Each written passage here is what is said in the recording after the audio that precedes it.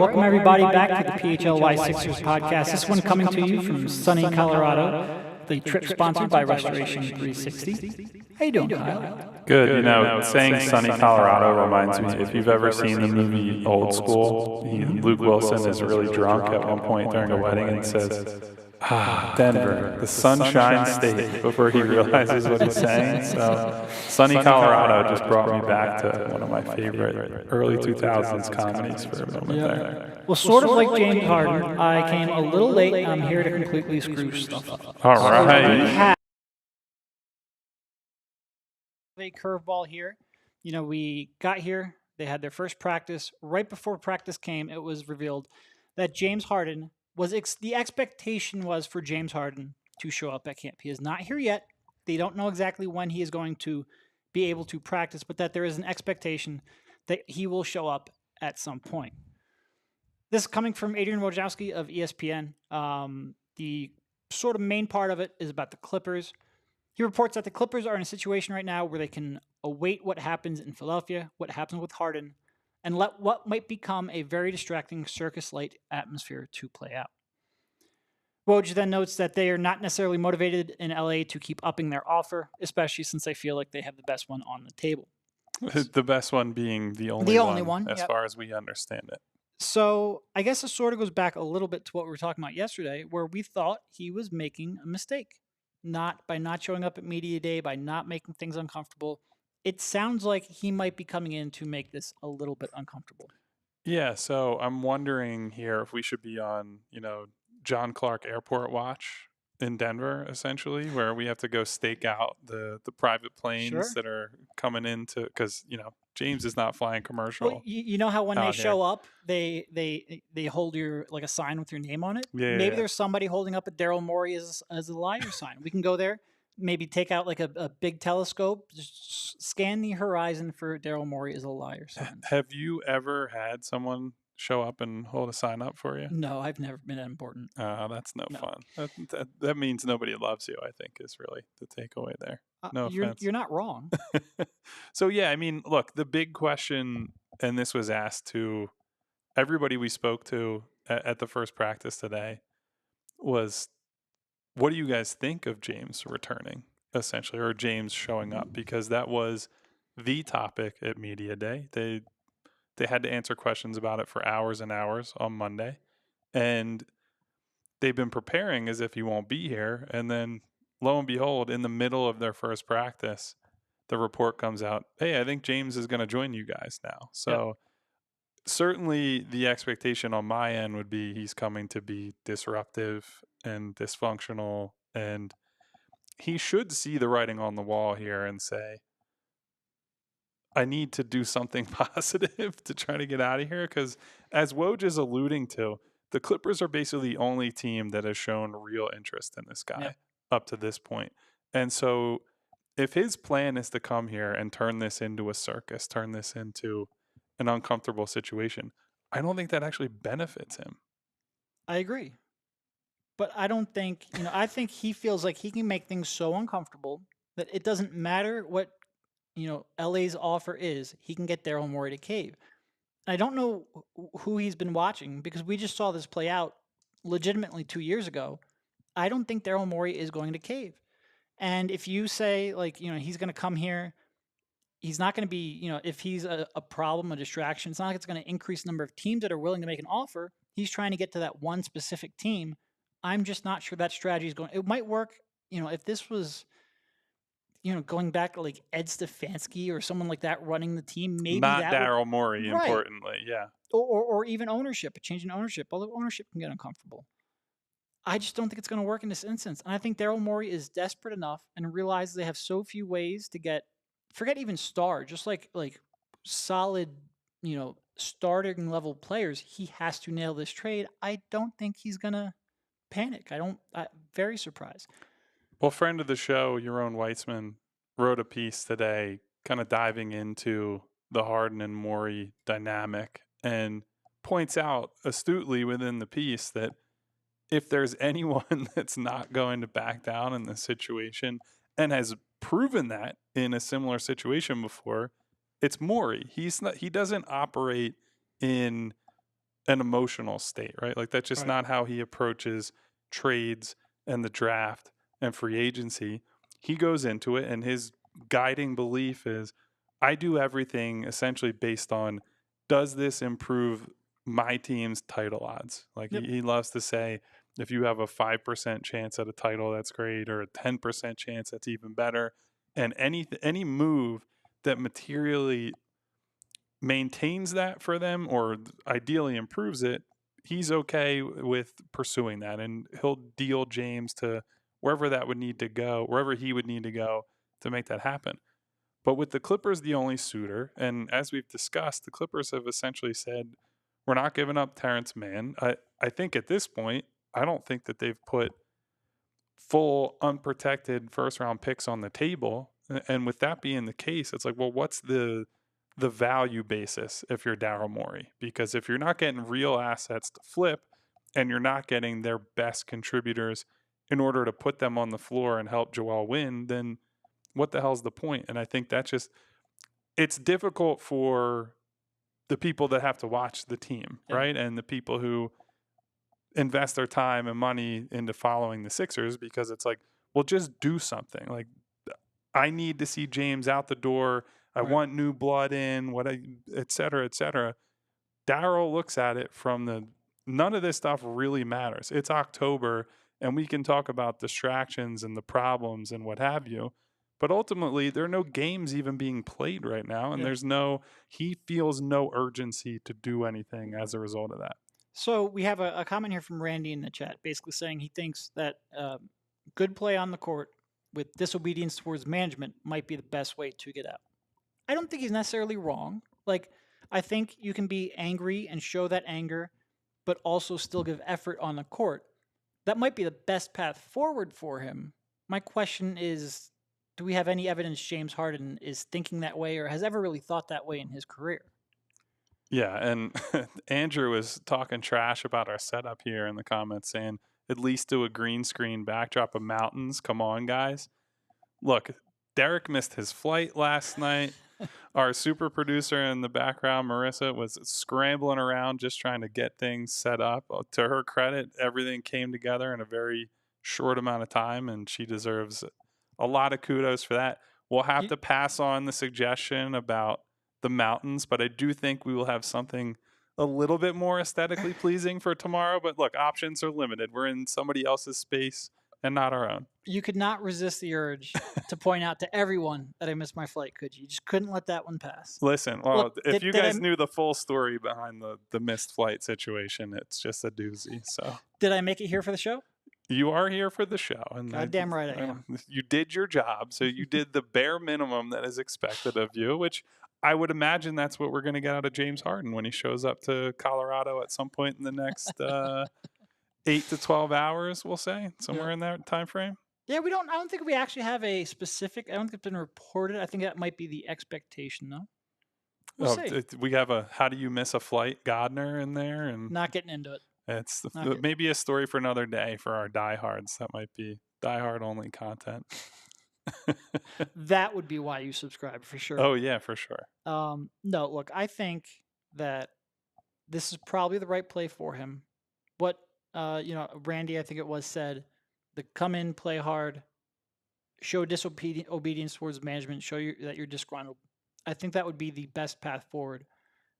It wouldn't shock me if we see, look, I wonder what kind of shape his ankle's in right now, because I feel like it might get worse here in a couple days. His ankle specifically? I'm just picking something that he could. We did talk about it before. I do think he has looked like he's in pretty good shape this summer. Now, I think when James has been motivated to get himself out of a place, he can look out of shape fairly quickly. Oh, so. I meant ankle like an injury, not no, like no. I'm following. Well, there is a company that's helping us this week, Derek, that keeps things in good shape that I think you want to tell people about. There is. This show, this trip, sponsored by Restoration 360. When disaster strikes, call the company that cares. Restoration 360, your trusted partner in restoration and recovery. No job too big or small. Fire, water, mold. No matter the damage, we're here to make it right. Call Restoration 360 today at 215-273-3592 or visit our website at restoration360.com for more information. Restoration 360. We're here for you every step of the way. Fast, experienced, dependable, available 24/7 because disasters don't wait. Call now 215-273-3592 or visit them online at restoration360.com. Thank you very much to our friends at Yeah. Restoration 360. And now we need Daryl Morey and James Harden to restore their relationship, which certainly does not seem like it's going to happen. Can we call them? Do you think they have any advice? Call it, Restoration Restoration 360? 360. Do you think they do relationship advice too? Is that in their wheelhouse? What would the rate be on this one? I feel like this one could be expensive. Yeah, I mean, I don't know what their quotes are offhand. I'm sure they're a la carte to a certain degree, but Yeah, we'll see. find out. So I would say the mood amongst the people we spoke to Tyrese, we spoke to Patrick Beverley, spoke to Nick Nurse.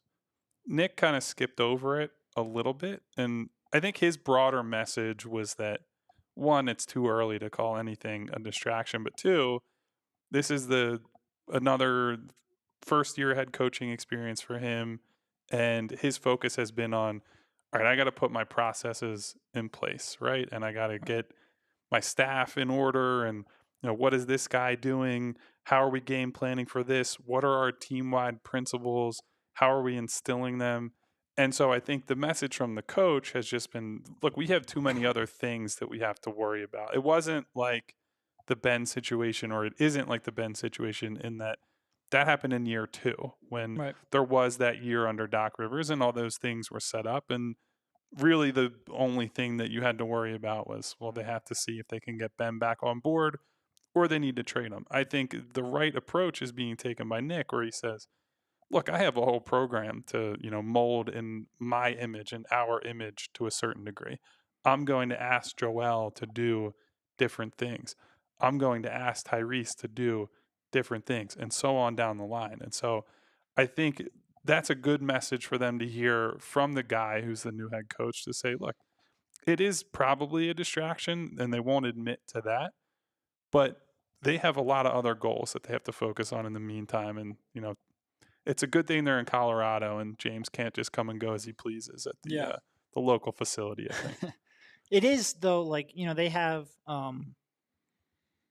they put so much pressure on Nick Nurse and Tyrese Maxey, and, you play very differently with Harden than without. I almost think this is a little bit tougher, though, because you don't know what version of Harden you're going to get. Yeah. Like, it's a little harder. It's one thing if he was in and bought in and you knew he was going to give effort. If he's going to be loafing, like it is you'd almost just rather get Tyrese Maxey some reps, some time, a more defined role, rather than bouncing back and forth between playmaker and off ball.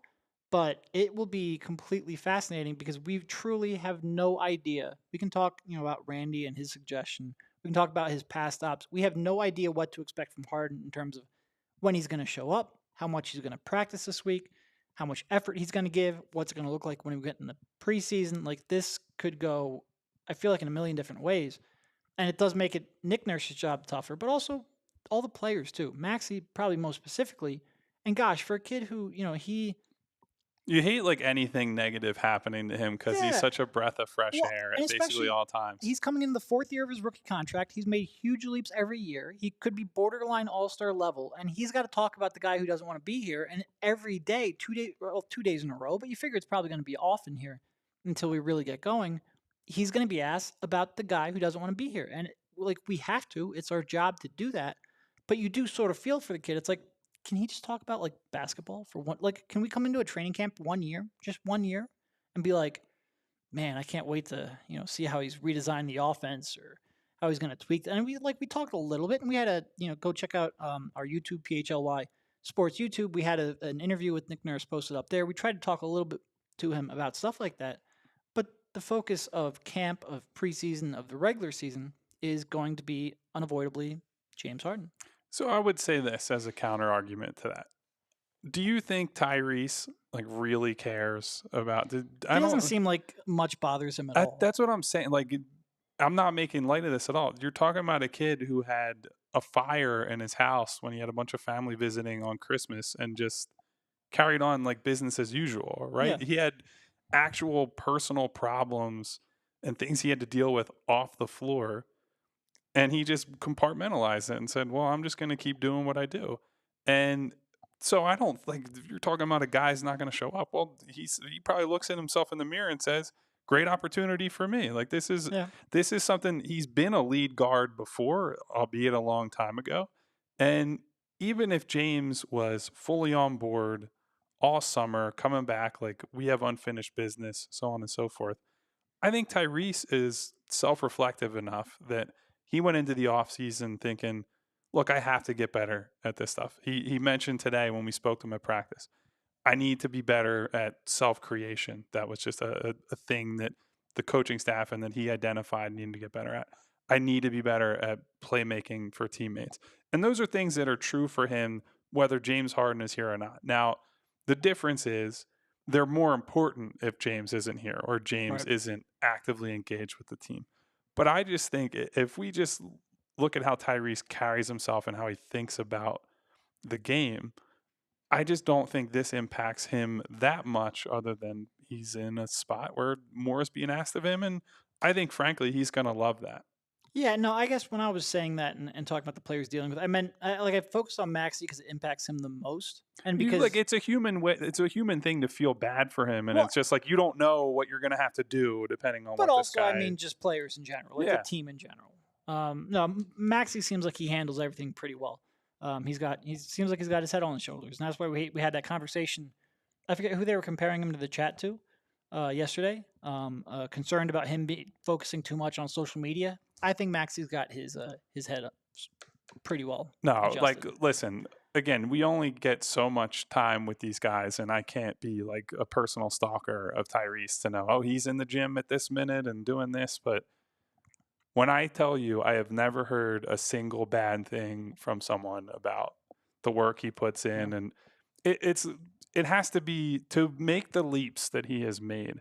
It also has to be focused work, right? Like Yep. you can be in a gym all summer and not really accomplish anything. You could just, I'm going to take a ton of jump shots, or I'm going to work on things that don't actually mean anything for the team. I think it honestly says as much about Maxey's intelligence and the people around him pushing him in the right directions that he's been able to scale up the way he has, and it has actively improved not just, his individual stats, but his ability to fit on a really good Yep. team in a number of roles. Yep. No, I think we're in agreement there for sure. Yeah. So take a quick break to talk about our friends at DraftKings Sportsbook. Things are heating up in the ballpark. I know everybody back home in Philadelphia fired up for the start of the MLB playoffs. Probably putting some bets down on our beloved Phillies. I actually, underneath this, I believe I have a Phillies shirt on. I don't want to like flash anyone and attempt to show it, but we are all supporting the Phillies over here. And with DraftKings Sportsbook, I mean, that might get ratings. Who knows? no, not the shape I'm in right now. But with DraftKings Sportsbook, you will not miss a moment of the baseball action, and new customers can score $200 instantly in bonus bets for betting just $5 on baseball. And all customers can take a crack at a sweet payday with DraftKings same-game parlays. String together multiple bets from a single game for your shot at a major payout. So what are you waiting for? Download the DraftKings Sportsbook app now and use code PHLY.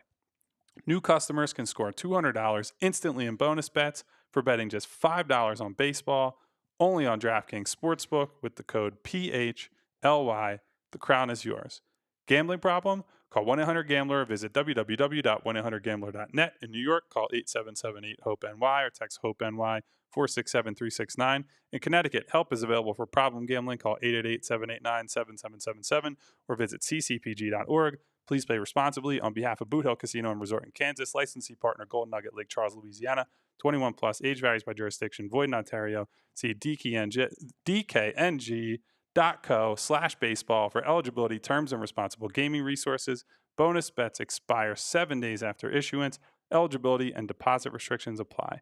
I'm telling you, man, they changed You've this. done so good for so They long. changed this disclaimer on me, and now it's tripping me up every time through that dkng.co. It's just, it's a little too much bandwidth for me, I guess. I don't know. So yeah, so Maxey, I'm not worried about the head he's got on his shoulders and, the path ahead for him. Some of the other things we talked about with him in camp today are expectations on him defensively compared to the end of last season. Maxey talked some about the coaching staff wants him to shoot gaps more and shoot them quicker. So some of that's going to be playing passing lanes. And I think that's always been kind of an area where he doesn't have great length. Obviously, he's on the smaller side. But if you think about how you can weaponize his speed, if he's reading the game the way maybe he can as a veteran, you turn that speed loose in some passing lanes, he'll get out in the break. And look, a guy who, if he creates a turnover, nobody is better equipped on this team to take that turnover and run the other way and either score, get fouled, or create something for someone else. So he said that, shooting gaps has been a big point of emphasis for him.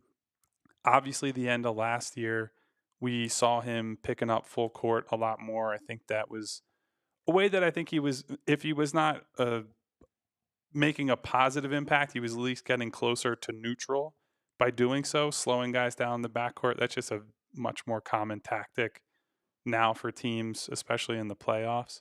So that's the other component for him, right? We focused a lot on, and we spoke with Nick at Media Day about the work he's put in as a pick and roll ball handler and making reads. And, he said today in practice, got some lobs to Mo Bamba and Paul Reed and some of these other guys. But I think the defensive component is just as important, because if Harden gets moved, or even if Harden doesn't get moved, I think there's a lot of outcomes where Tyrese ends up with somebody smaller than Harden is in the backcourt with him, and that'll change some matchups. You still might get a better defender, even if it's a smaller guard that's playing next to him, because James is so apathetic with his, off-ball responsibilities and things of that nature. But I'm curious to see exactly how Nick uses and utilizes Tyrese as a defender this year. Yeah, I just looked it up, and I looked at this with shoes on, these measurements with shoes. So I know you're a stickler about that. So I looked at Tyrese Maxey and DeAnthony Melton's standing height with shoes. Melton has him by 1/4 of an inch, but not much.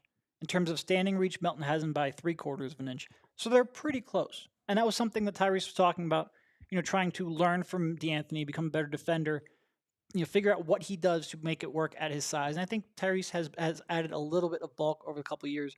You expect when he starts getting, he's definitely noticeably bigger in 28, person. right? Yeah. It should continue to get better.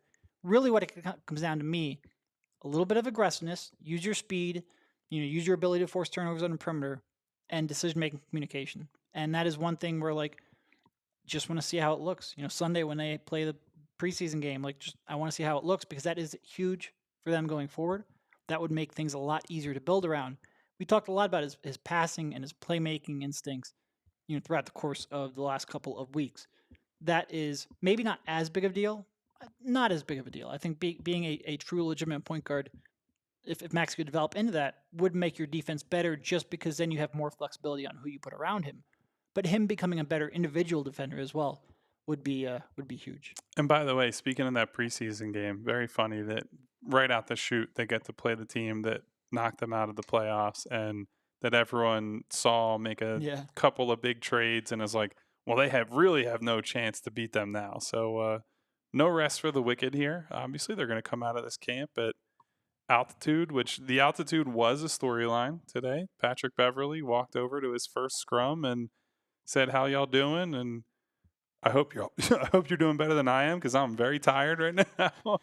And indicated that it was a hard first day of practice. So yeah, I think that's what Nick was kind of hoping to accomplish. I think bringing him out here, part of it. When you jogged to Moby Arena, did your 5.9 mile jog today, was that any harder than you remember it?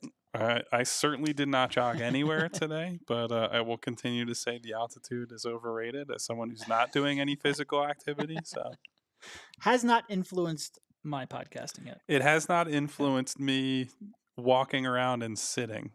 Say that, but we'll see if I end up on a bike ride at some point, if that changes things for us. Did you look that up? Is there a bike rental service around here?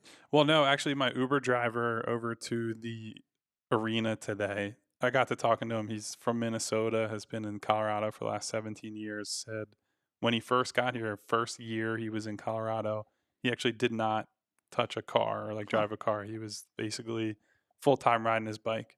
And when he first got a bike, like the chain pulled or something happened. He had to get it fixed. He said he brought it into a shop like, oh yeah, I only need it for after, when bike season starts again. He goes, what are you talking about? Bike season is year round, buddy. So Oh. it's a lifestyle out here is what I'm learning. That's foreign, man. Like I was always way too scared to try to ride a bike in Philly. Like I do Yeah, not city trust bike anyone. driving Nope. is Nope. crazy. Nope. All right, I'm down. We can ride a bike. Let's do it. You can Let's rent do a it. bike. I think I stick to the having protection around me when I'm in a place that I don't know. So I guess is there anything you want to kind of like finish up with here in terms of Harden? I mean, look, there is no finishing up with Harden. Oh, Is no. the thing Yeah. right now. We're all kind of just waiting to see. It's like every day goes by. I said to you before media day, nobody really knew if James was going to show up until the agent text goes out to Shams and Woj and Chris Haynes and all these guys that, yeah, James will not be there today. None of us really knew. And I think that's been made clear based on the fact that it was, he skipped media day and he's not coming to Colorado. And then we get an update from Woj this morning. Hey, guess what? James is coming to Colorado. Like it's just hard to say each and every day what's going to happen. Now for us, I think that makes for excitement, maybe the wrong word, because I don't think you and I in an ideal world would want to be on, Harden watch all the time. Harden watch on the floor, sure, and seeing, what Nick Nurse can do with this different group, but Harden watch in the sense of will he be there? Is the fat suit from the Nutty Professor coming with him? Right. Is he going to fake an injury? Is he going to throw a basketball at Daryl Morey watching from the CSU bleachers while practice is going on? I mean, not my favorite type of stuff to cover, but like I always say, you play the hits, baby. Yeah. You cover what people are interested in. No, to your point, I would say I probably didn't expect him to show up during training camp. Certainly, you had the expectation he would eventually show up because in order to become a free agent next year, he would have to show up. But you didn't know when during that 30-day rolling 30-day window that would be. And you also didn't know like when he did show up, would he come down with an injury? Would he find another reason not to practice? Would he give so much like half-assed with a cell phone in his pocket to try to force? And we still don't know that. But him showing up on day 2 of camp, if he does do that, certainly was not a expectation I had. But to your point, we just didn't know. We just trended in a certain direction. Yeah. So I think we'll take another quick break, talk about our friends at Game Time. This is going to be essential for all you people, again, back in Philadelphia, hoping to get to a Phillies game in hopefully the next few weeks or more than that, depending on how far they go, but certainly next couple of days. The Game Time app makes it so that buying tickets to your favorite events won't be stressful. And it's not just Phillies games. It's not just sporting events for that matter. It's concerts, it's comedy, it's theater, it's all kinds of stuff. And they have great deals on last minute tickets with a best price guarantee. It's the fastest growing ticketing app in the country for a reason. You get images of your seat before you buy, so you know exactly what to expect when you arrive. I think that's probably not as big of a problem at Citizens Bank Park, but certainly there are different stadiums around the country that a little bit more problematic. You end up behind a cement pillar somewhere and then pay all this money. You don't even get to see the game. And you can buy tickets in a matter of seconds, 2 taps, you're set, and they get sent directly to your phone. You never have to dig through emails. So snag the tickets without the stress with Game Time. Download the Game Time app, create an account, use code PHLY for $20 off your first purchase. Terms apply. Again, create an account, redeem code PHLY for $20 off. Download Game Time today. Last minute tickets, lowest price, guaranteed. No, I was actually telling Rich the other day. I bought tickets to an Eagles NFC Championship game, the last one at the vet. Stuck behind it, I couldn't see a thing. Oh I couldn't see a no! thing. And honestly, probably better off because that's the Nope. infamous Joe Yep. Juravicius Rondé Barber game. Yep. That I would say that to some of the people in the chat, Veteran Stadium is an old arena that used to ask your dad. I gotta about remember that some of these people are probably not even alive when this game happened. Your dad probably has some great memories of it. So that specific game, I would have been 12 years old, something like that. I don't think there's ever been a sporting event that hurt my soul as much as that one. And part of that was because the Carolina one the following year might have hurt more just because you had more there was no reason to lose it. At least Tampa Bay was a good team. Yeah, it was bad, but the Carolina loss was worse in a on paper perspective. I think the problem with Tampa Bay was they played at the Yeah. Vet early in the season and beat the shit out of them. Deuce Staley ran for like 200 yards and went absolutely crazy. And I was at that game. And at the time, you're a kid. It's like, oh, they're not going to beat them. They destroyed them earlier this year, and it's the last game at the Vet. And Brian Mitchell returns the opening kickoff, like 80 yards. They score on the first drive. It's like, this game's over. And then gut punch after gut punch for the next 2 hours and 45 minutes. So I think that was my version of a lot of people watching the Kawhi shot, I think, for them. Yeah, no, that one definitely hurt. I think I remember after the why are we talking? If we're going to talk a different sport, talk Phillies. I don't know what we're doing. But I remember the following year, I wasn't even like angry. I was just like stunned and depressed. Anyway, that's what Philly sports does to you. That's how it goes, man. That's why now we're just cynical media people instead of. So do you want to pivot to the Phillies? No, I mean, I'll be honest. I don't pay enough attention to baseball. I'm just saying, like, takes. I'm just in it for the Sure, civic unity and all that stuff. Just saying, I don't know why many people would be tuning in now with the game coming on later tonight. Yeah, I'm sorry. I'm getting tangled up in some wires down here. I'm gonna pull the whole set down. So we have gotten a lot of questions about Maxey and things here. There's a question from Akil: Would Nurse ever consider using Maxey like Steph? And I think we've talked about it a little bit in our off-season pods about Maxey as a movement weapon, right? And a guy coming off of, I wouldn't say quite like Steph. It'd probably be more like a JJ who was here, or Seth Curry, where there is proof of concept for that type of offense, right? Where flying around Joel, essentially. Marissa's giving me a side eye over here. I'm making sure that everything is. Oh, did I move the whole camera by the joys of remote productions? It's our first remote, guys. We'll get better. We can't. We'll see how it all turns out. But so anyway, just don't knock it over. I think it's less like Steph because they want to involve Joel in this, right? And they're not going to use Joel like Draymond, essentially. Right. And so that inherently changes how you're using Maxey as a movement guy, a shooter, what have you. But I do think that there's some of that there. We've seen Maxey grow as one, just as a shooter, period, but certainly as a guy who he can fly around screens, and as a pull-up guy. He's maybe not as much of a DHO movement shooter yet, but it's just because he hasn't been asked to do it a whole lot at this point. Yeah. So I think my answer would be maybe to Akil, who's wondering if they could use him like that, but I don't think it's a bad, like, certainly it's something that should be part of the plans. Like, it shouldn't just be, hey, James is kind of MIA or might not be around all the time, so we need Tyrese to just be like the true floor general, traditional point guard type. They do need to lean into floor spacing, shooting, coming off movement, the speed, all that stuff. No, I mean, like you said, we've seen firsthand how an off-ball movement shooter like that can help Joel and how he can help them. He's a little more comfortable with that than maybe when ball handlers coming off a straight pick and roll. And Maxey has every shot in the book, so why wouldn't you ask him to see if he could grow that and see if he can get that timing down? I certainly think that is within his wheelhouse.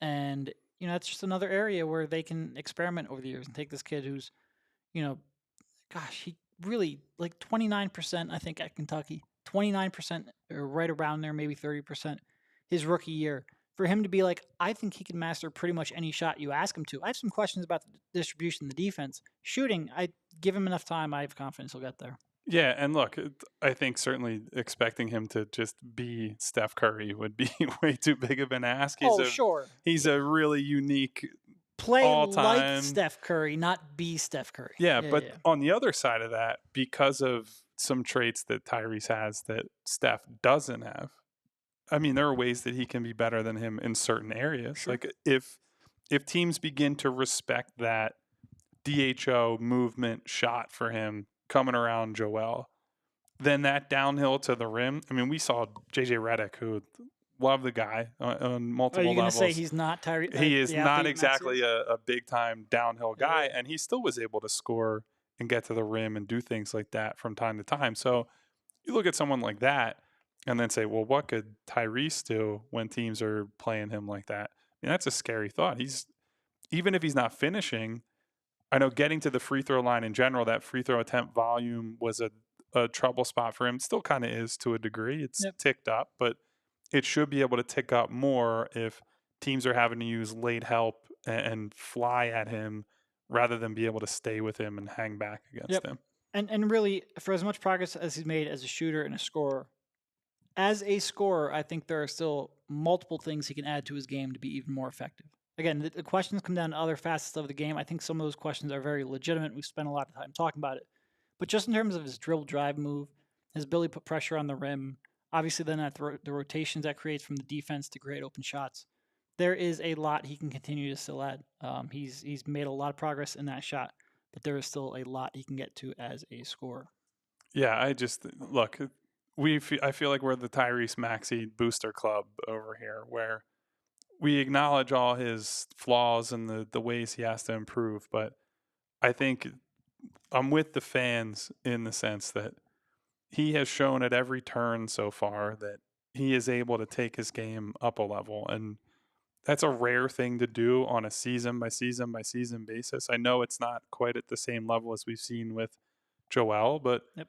now we're looking at a big opportunity for him to, as he has gone from, like a more limited role player, 6-man type Mhm. guy to entrenched starter, 20 points per game scorer last season. Like, this could be a giant year for him. And that's one of the main and perhaps only reasons to get really excited for this team. That, and you do still have the MVP. For sure. Yep. N- and look, we have Brandon saying asking him to become a superstar is a lofty task. I don't think we're really doing that because, in part, in order to be a superstar, I think you are going to have to be a plus at least level distributor. But like, could he go from like a top 45, top 50 player to a top 30 player just based on improving as a scorer and a defender? Yeah. I think he can, and that would be a huge jump. In order to become again like a top 15 kind of player, I think he's gonna have to be maybe not elite passer and elite playmaker, but close to it. Well, we talk a And lot. that would be a lofty ask, I think. We talk as media a lot about fit as it pertains to the draft and like, oh, if this guy went to this organization instead of this one, that Yep. would have made a big difference. But another big part of that is just opportunity. Like Tyrese getting this big opportunity that he's getting and that he's had, frankly, for a few years now. If Harden continues down the destructive path, I think it's easy to just push him aside and say, well, whatever. Well, we might be a little bit worse, but Tyrese has given us all the reason in the world to trust him and see what he does with all this in his hands. Yep. And if you have any other questions, drop them in the chat. We'll try to get to them here in the last segment. Before that, a quick word from FOCO. FOCO is a leading manufacturer of sports and entertainment merchandise with a product line that includes apparel, accessories, toys, collectibles, novelty items, and more. Unfortunately, I can't show anything in the background like we normally do. I'm just pointing at a wall in this case. It's the best officially licensed gear for all sports and fandoms. And with us now squarely in football and tailgating season, it means it's time for overalls, hoodies, hats, sunglasses, bags, everything you need for a game. FOCO has hooked PHLY up and provided awesome pieces for our sets. Tune in to the other 3 shows that we produce, or other 4 shows, I'm sorry, and you can see some of those pieces.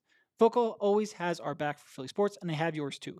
Get the best gear around by using the link in our description. For all non-presale items, use a promo code PHLY for 10% off. So I guess outside of, moving away from the point guards a little bit, what else are you looking to see here out in Colorado?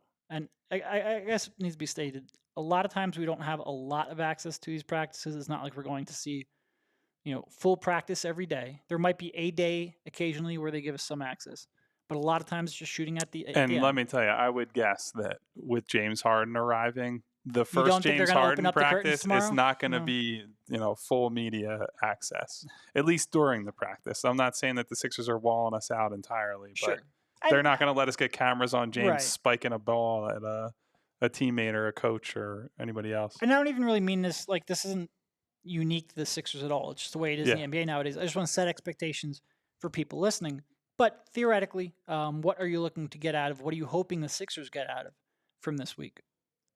I mean, first and foremost, I want to see what lineups come out of this camp because look, preseason gets more meaningless in every sport every single year. But I think one of the exciting parts of Nurse coming here and having a new perspective on everything is he's going to look at this differently than Doc Rivers. He might walk in and say, PJ Tucker is not going to start anymore, and we're going to play smaller, and we're going to be more athletic. And maybe you give a chance to a guy like Kelly Oubre. Oubre said at his media day availability that, they didn't lie to him when they came here. They pursued him pretty hard throughout the offseason, but his meeting with Nick Nurse was basically like, look, you have an opportunity in front of you.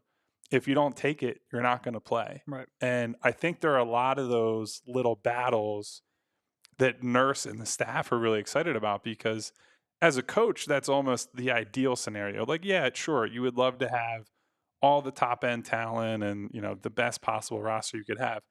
But to have a bunch of spots essentially being unsettled, that's going to create an even more competitive camp, a competitive preseason.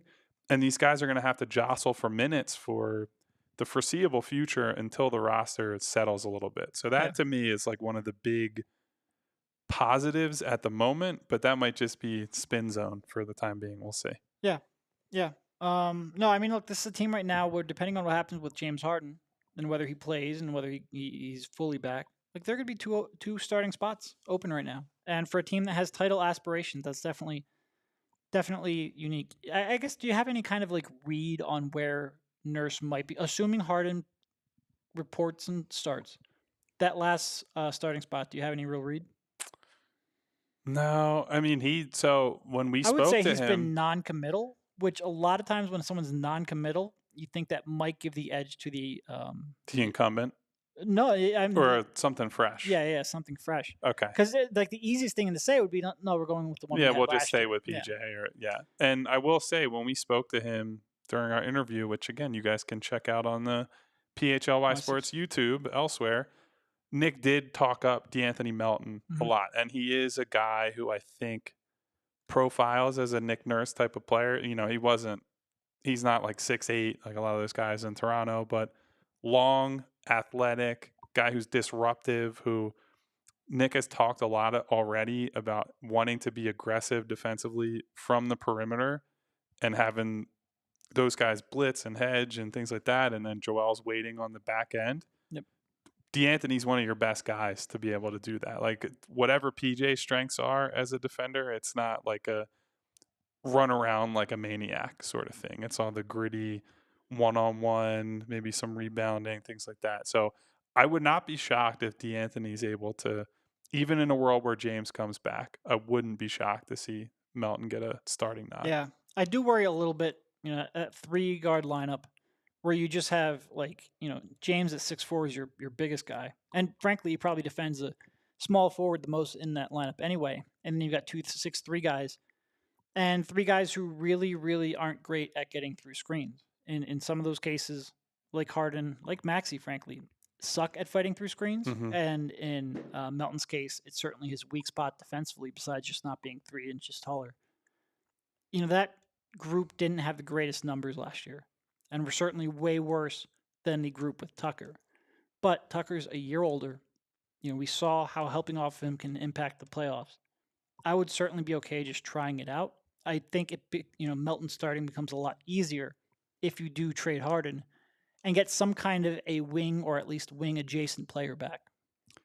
Yeah, so the other thing coming out of media day and these first couple of days that we're spending with the team that I'm really interested in is how many threes are these guys going to shoot? Yep. You and I sat down with Tobias, where you guys are going to hear everything he said in a little bit, maybe later today or early tomorrow. But Tobias ran through all the things that Nick has done in the past or run in the past on offense, what he kind of told him to work on this summer, and then he drove it home with, and he wants me to shoot as many threes as possible. Now, to be fair, though, like Brett wanted him to shoot more. That's true, Doc but wanted him to shoot more. I'm As saying a system and as a team as a whole. yes. You're right. Yeah. So I'm saying there's that message to Tobias. And then you hear what he says about Paul Reed, where he says he needs to be able to shoot, but more importantly, we're going to let him shoot. Like this is a situation where Nick Nurse is coming in and going to Paul Reed and saying,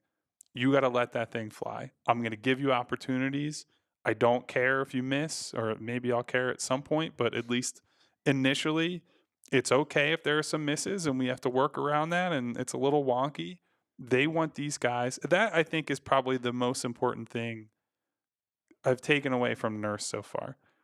He just wants these guys to get reps. He wants Maxey to get point guard reps. He wants Paul to get shooting reps. He wants Tobias to be the shooter that, we probably think he could be if he had a different brain and approached it slightly differently and just had a quicker trigger. Again, the brain swap with Kelly Oubre, there's no telling how that would actually work out, but they could use him having that sort of conscience. So yeah, I'm very curious to see. This is more of a Sunday in Boston rather than during training camp, but Doc at times was more, yeah, if we get those shots up, we get them, but it wasn't like a driving force of the program. No, I think Nick believes in shooting from the perimeter, taking as many threes as you can, both because they're worth 50% more than the other shots. It's not a it's math amazing. whiz, but I think that's important, and also just for a spacing purpose. I think Doc was a little more okay with letting a lot of his players, bomb away from mid range. Certainly, probably more okay than Daryl Morey would prefer. And like we've said a lot, I don't think this team's going to come out and necessarily be top of the league in terms of like 3-point rate, in part because Joel Embiid's such a good mid-range shooter, and Maxey right now prefers that a little bit. You're going to let him keep, like, you don't tell Kevin Durant to stop shooting mid-range jumpers, and Joel Embiid over the last couple of years has sort of entered, maybe not that, lofty of the spot, but pretty close. So Joel's going to take those shots, but I certainly expect him to shoot more. And specifically, I expect individual players to have a green light more than they had in the past. Tobias has always had a green light, but someone like Paul Reed, something like that. I even think Daryl and Nick would say to Joel, "We would be happy if you shot more threes." Like I think they see some of the quality shots quality looks that he gets from behind the 3-point line that he passes up with a pump fake or just kind of holds it for a little bit. And some of that is, I think, Joel second guessing a little bit because he did deal with heavy criticism early in his career for, well, this guy's 7 feet tall. You got to stick his ass on the low block and blah, blah, blah. And I do think that's evolved over time. People have seen that Joel's skill set is not just, I'm Shaq and I'm going to run people over. And he's been able to find that balance, right? He's one of the league leaders in free throw attempts every single year, but he also has the outside touch. And so I think Joel's probably a big part of that as well. Yeah, no, I agree. And Maxey, Rich says this all the time, like he wants him shooting 10 threes a game. Oh, yeah. I don't disagree. And he can get that shot off almost whenever he wants. He has range out to 30 feet. He has every shot in his arsenal. I'd love to see him get more. And maybe some of that comes in transition too. Maybe they get out on break, run a little more. You have those trail threes. Fire away. To Akil's question about making him Steph or having him play like Steph earlier in the show, the number one thing I would like to see that's like Steph, he can shoot at any time from anywhere. Just give him the absolute blinding green light. He has shown on good volume that he can be one of the best shooters in the entire NBA with no qualifiers. If he dips from, low 40s into the high 30s, but he's taken, 30-foot pull-ups and bending the defense and completely compromising how people play, he absolutely should take those shots. And, I think Nick is going to allow him to take those shots if I had to guess. Agreed 1,000%. So we've got Harden and the circus. We've got starting lineup. How many threes are going to be able to get up? And I'm really interested to see what they do defensively. Yeah. Like this roster is so different than what Nick Nurse has had to work with during really his entire tenure in Toronto, but certainly over the last 3 or 4 years since Kawhi left and since Marc Gasol retired. What is he going to take from what he did in Toronto and try to carry it over to a team of mostly old, not great defensively players who also have a big man who wants to stay in the paint and protect the rim. It's just the complete polar opposite. I can't wait to see what he does.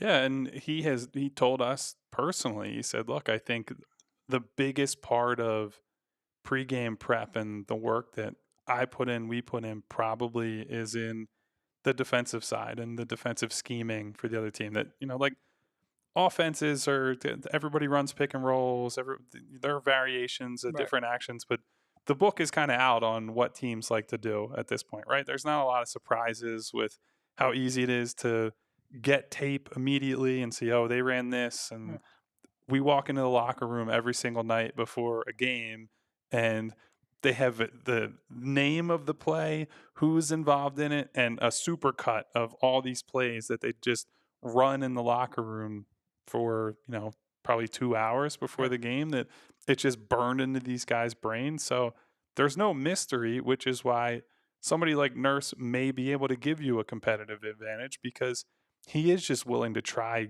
goofy shit and say, hey, we're going to play a box and one. And that was not something that Toronto had even practiced Triangle prior and to. They essentially he went up to Kyle Lowry in the huddle in a finals game and was like, Kyle, I want to do this. And I need you to tell these guys to do X, Y, Z. And so Lowry goes, all right, let's do it. And they go out on the floor and they execute it and they win a finals game. So I think that's something I'm excited to see, and certainly was one of the big talking points from Nick and the guys we spoke to here in Colorado. Yeah, no, and this isn't me looking back, like this isn't having a different perspective. Like I remember when the Sixers hired Doc Rivers, Rich and I did a podcast with Jovan Buha at The Athletic, and we're like, look, from the outside, it looks like he's a guy who sets a pretty good base system and then is very, very reluctant to ever deviate off of that. And because of that, he's not prepared for the playoffs when shit changes and when you have to adjust. And he was like, yeah, it's pretty much exactly it. And I think we saw it play out. Doc set a system, probably mostly the right system, but he did so little experimentation throughout the season that they weren't prepared, for when shit hit the fan in the playoffs. Nick is the polar opposite of that. And I'm not saying that doesn't come without consequence. Like maybe they won't be. There's a fine line. Sure.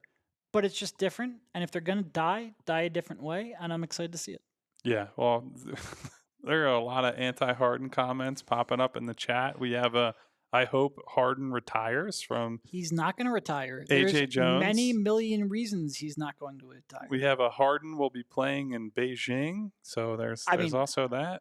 Next year, I'm not saying he is, but I could see them offering him a completely absurd contract. Well, as somebody who has been following all the soccer players who are transitioning to Saudi Arabia with all the money they're throwing around, it would not shock me if China becomes a future destination for Harden. I don't think it's an not next year, a couple thing. Years down the road. I agree. I mean, he alluded to it over the summer. He said, like, I would kind of I wouldn't mind playing here. It leaked out at various points. Look at what it did for Marbury. Like, he made a boatload of money. He's got like statues over there. He's a legend. I watched a whole documentary that there was like a 20-minute section of it just about his career in China. So yeah, maybe he could go team up with Dwight Howard. Dwight's trying to get back to the NBA, so I don't know about that. He was playing China last year, right? Or was that? He was in. I thought he was in Taiwan. Was he? Yeah. You might be right. It's hard to keep track of all the overseas. I just remember like one day he was dropping like 50 and 20, and people made a deal of it, and then I never followed up on it again.